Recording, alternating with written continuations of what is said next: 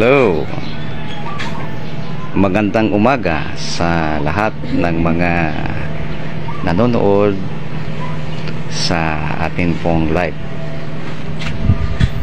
Virgilio Piconio po ito. Ay, ang inyo pong kaibigan. Ngayon, may live po tayo kung paano po ba yung pagpapapisa sa itlog ng itik sa natural na paraan.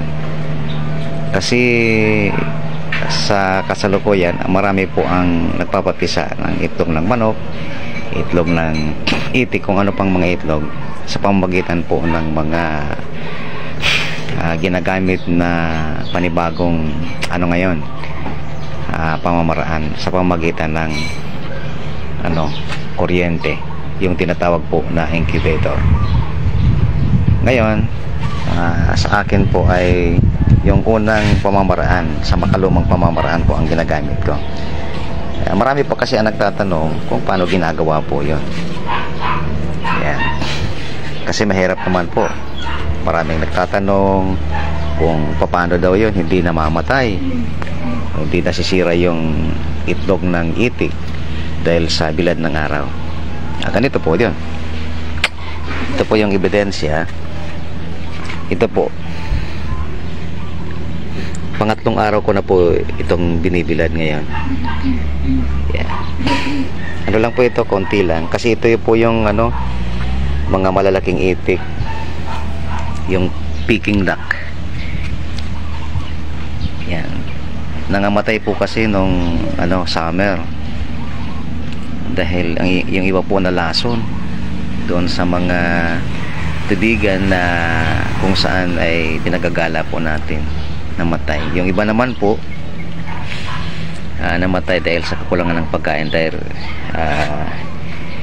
free lang po tayo, parang free range lang po yung itik natin, gala lang para tipid naman sa sa pagkain. Yan. Ganito po yun, binibilad. Yan. Kung gusto niyo pong makasiguro para manatili po yung init, ito po yung mga sangkap niyan.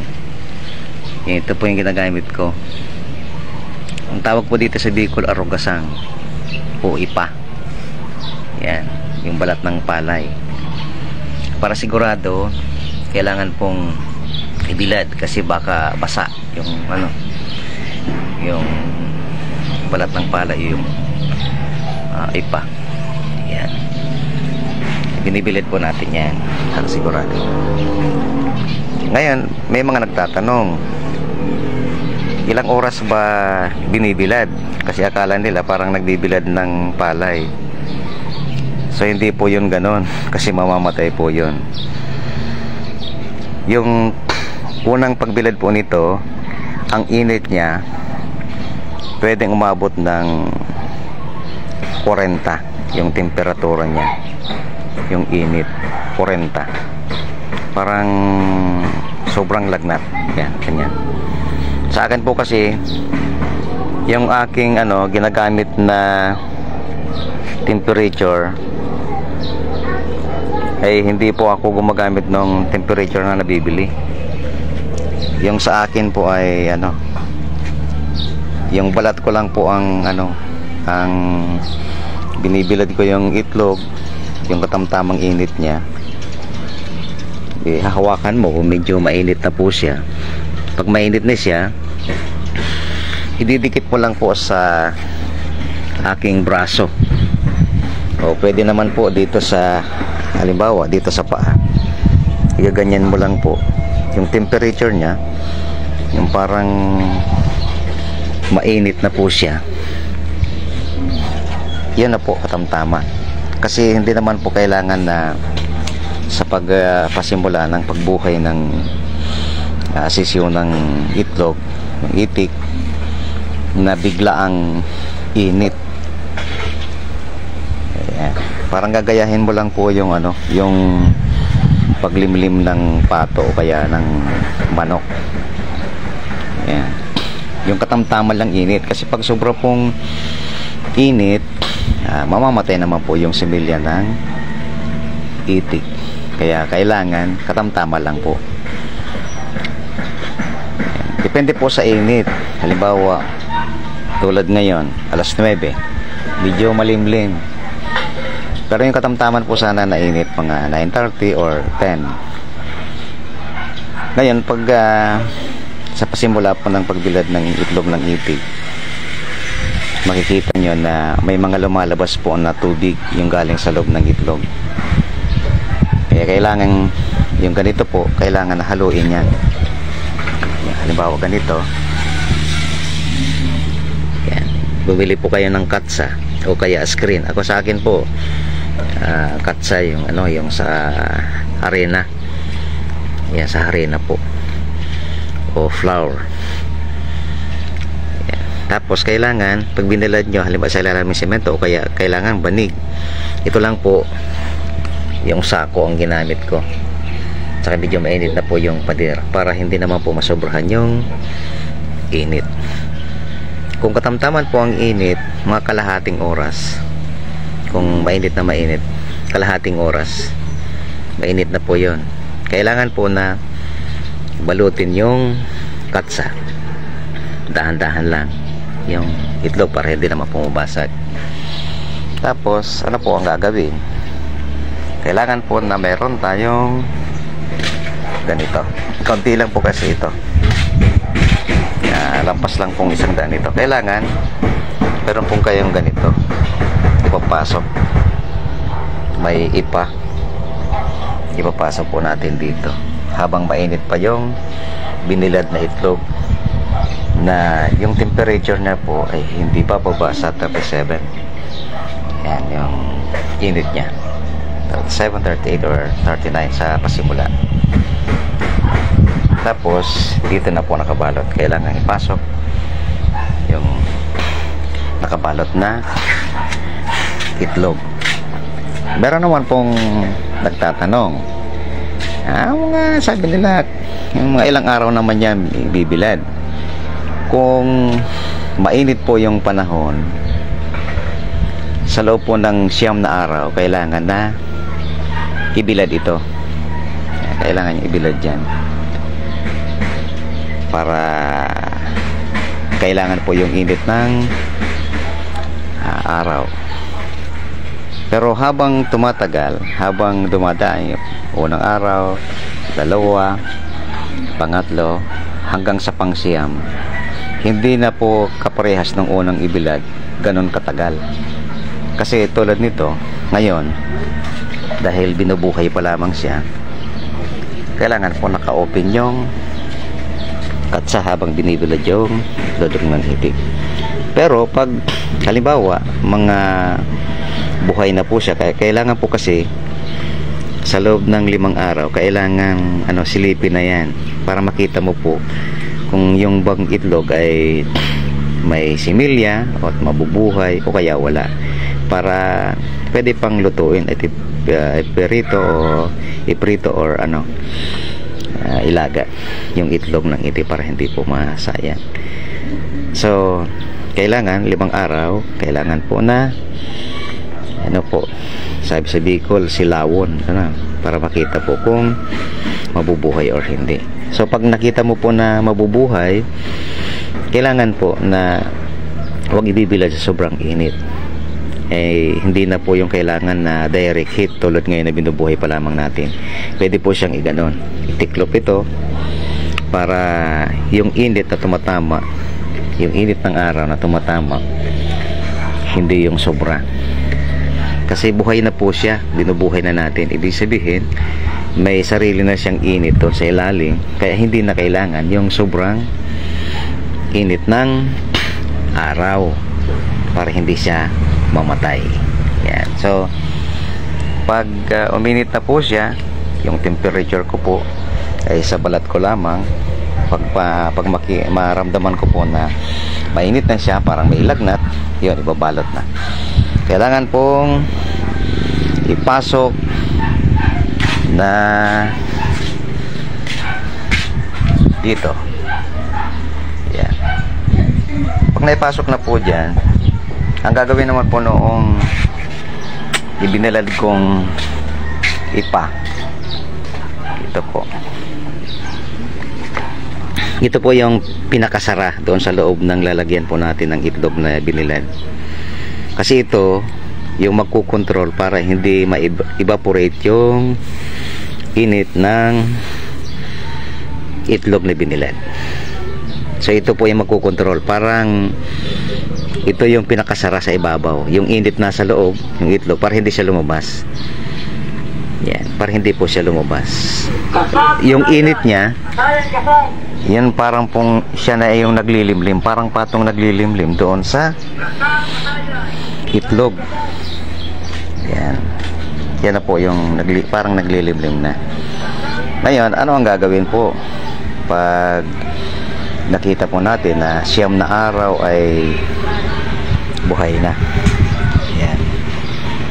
Pag buhay na po siya, hindi na natin halimbawa 9 na araw or 10, sisilipin po natin sa ilaw, sa bumbilya or cellphone, sisilipin po natin.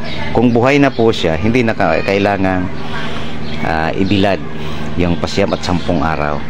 Ang gagawin na lang po, yung itlog na nakabalot, kailangan pong parang hahaluin po siya. Hahaluin mo siya. Yung nakabalot, halimbawa 10 balot o 10 balot, yan na, 10 ano. Yung nasa ilalim, kailangan ilabas. Yung nasa ilalim po kasi niyan, yun ang pinakamalamig. Malamig na itlog. Yung sa gitna ang pinakamainit. Kaya ang gagawin po dyan, ihahanguin mo siya.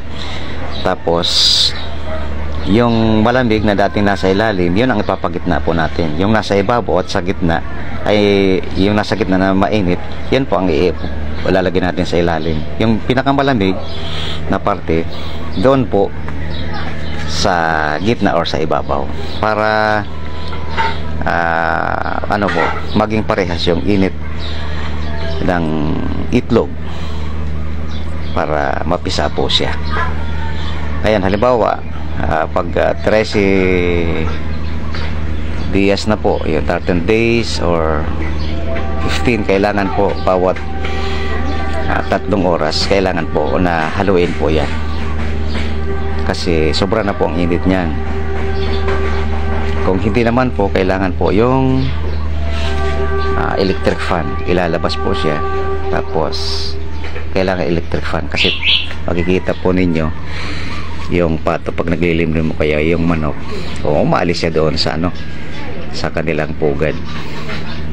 Tapos pinalalamig po nila yan. Pag malamig niya, medyo malamig na, at saka sila babalik. Kasi pag hindi po sila umalis dyan, mamamatay po yung mga sisiw, kasi sobrang yung init. Parang gagayahin po lang po natin yon. Yan po ang ginagawa ko. Kahit na po hating gabi, pag nagpapapisa po ako sa maraming itlog ng itik, ay ano po, hinahalo po yan. Kailangan po, kasi kung sobrang init, kailangan pong ilabas at may electric fan, kasi po mapaparalyze po yung mga itik, madi-disable po sila. Yung iba normal, yung iba hindi naman, buhay siya, pero abnormal po yung mga sisiw. At kailangan po na hinahalo po talaga yon. Makita po ninyo yung mga naglilimlim na manok at saka pato. Kung malapit lang kayo doon sa pinaglilimliman nila, makikita po ninyo na tumutunog, parang lumagala-gatik yung mga itlog, kasi hinahalo nila yon. Kasi kailangan po na mahalo yon para yung mga sisiw po, habang lumalaki sila, gumagalaw sila. Yan, dapat maiba-iba po yung posisyon nila, para sa paglabas ng sisiw ay malakas. Kasi maraming nagtatanong, akala nila yung mga itlog daw pagpapapisa ay binibiyak nung nagpapapisa. Hindi po, kasi yung itik po, kailangan po na within 18 days or 19 days dyan sa loob nyan. Pag 19 days na, hindi na po kailangang ilagay dyan na magkapatong-patong sila, kasi mamamatay na po yun dahil sobrang init nila. Kaya ang ginagawa ko po, halimbawa may gagawa ka ng parang ano po, yung yung parang kama. Yan, yung parang katre sa tawag dito sa Bicol. Papatungan mo po yun ng banig, tapos doon ilalagay yung init ay yung itlog ng itik na magkadikit-dikit sila.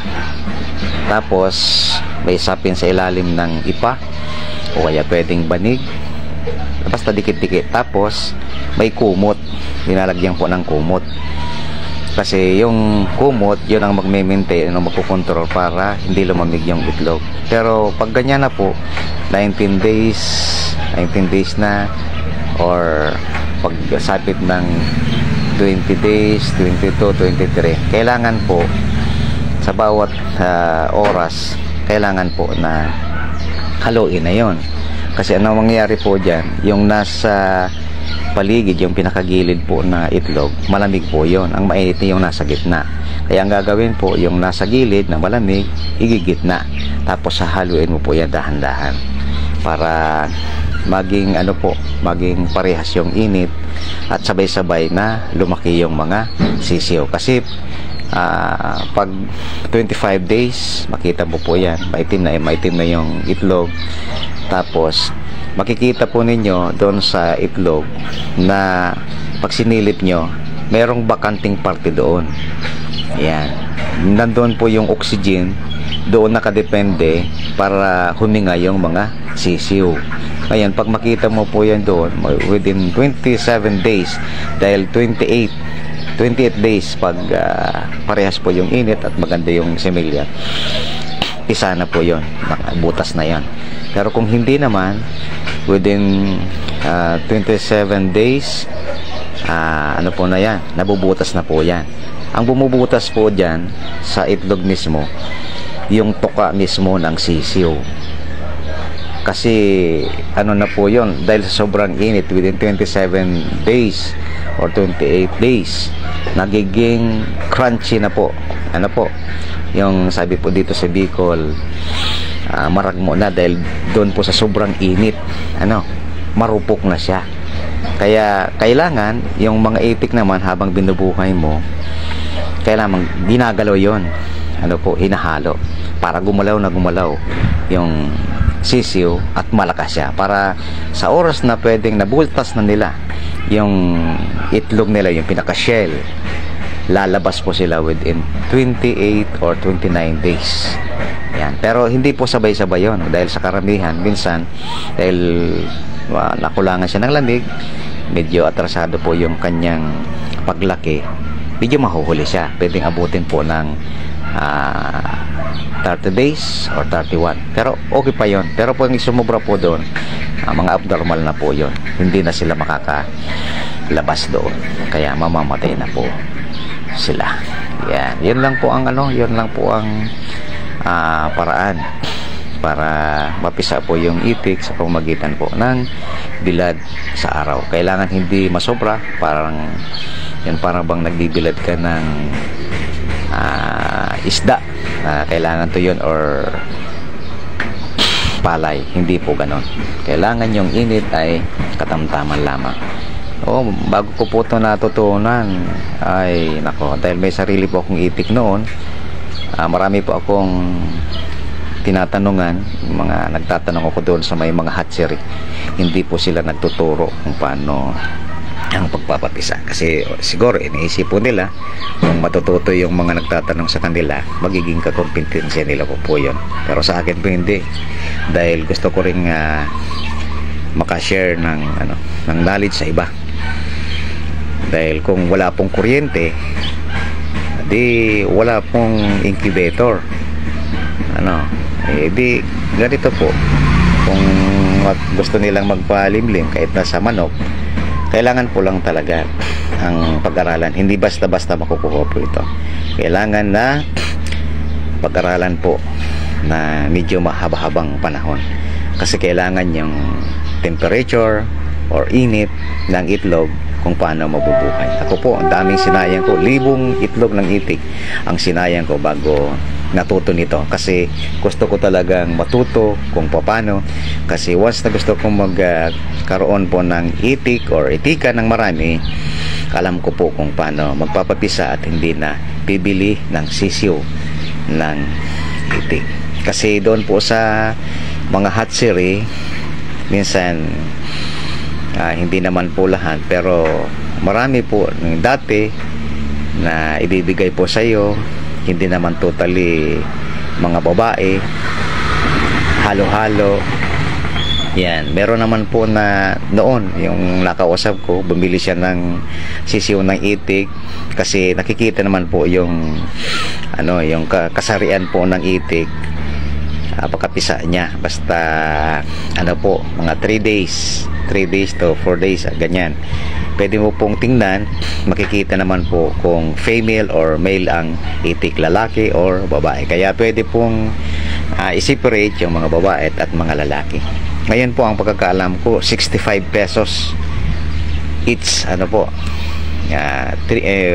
po lang yan, mga 3 day old, 3 days old lang po yan, 3 araw pa lang simula po ng papisa. Ayan, magandang umaga kay Alan Targa, magandang umaga. Ayan, shoutout po sa lahat na mga nanonood po. Share lang po ng knowledge natin about sa pagpapapisa po ng itik, dahil doon po sa mga una na na-upload po natin, mayroong nagtatanong kung paano po magpapapisa ng itlog ng itik.